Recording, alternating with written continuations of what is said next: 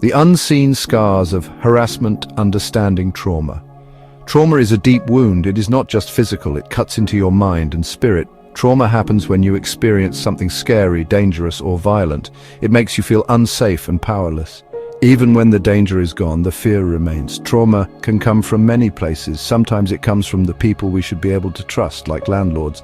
Landlords have power over our homes, our safe spaces. When they abuse that power, it can be deeply traumatic. We might feel like we are in danger, even in our own homes. This constant fear can make it hard to sleep, work, or even think straight.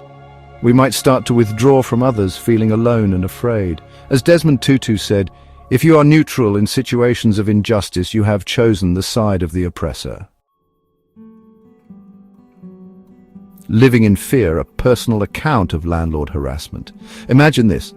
Your landlord constantly demands a higher rent, even though your lease is valid. He enters your apartment without permission, going through your belongings, making you feel violated and unsafe. He ignores your requests to fix the faulty wiring, putting your safety at risk. This was my reality. Every knock on the door sent my heart racing. Was it him again, intruding on my space, making me feel like a prisoner in my own home? The constant stress was unbearable. It felt like he was trying to force me out, to break me down. I tried to reason with him, to stand up for my rights, but every time I did, the harassment escalated.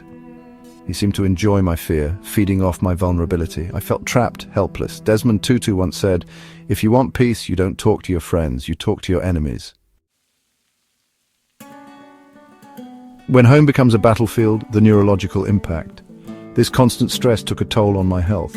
I was diagnosed with young-onset Parkinson's disease a few years ago. The stress of the harassment made my symptoms worse.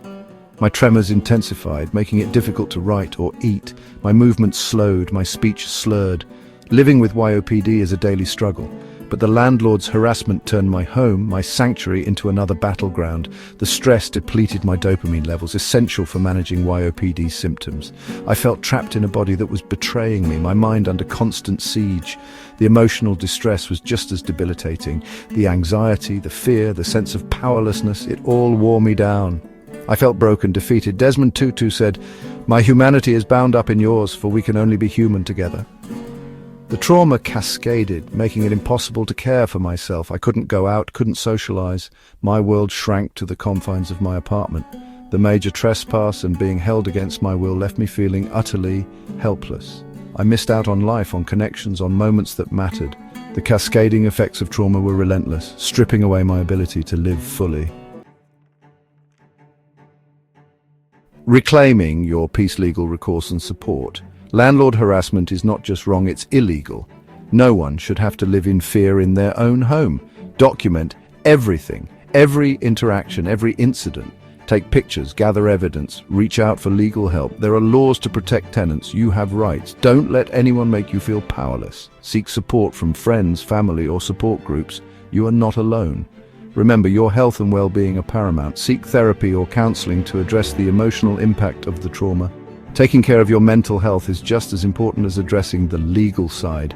You deserve to live in peace, free from fear and harassment. As Desmond Tutu said, "If you are neutral in situations of injustice, you have chosen the side of the oppressor."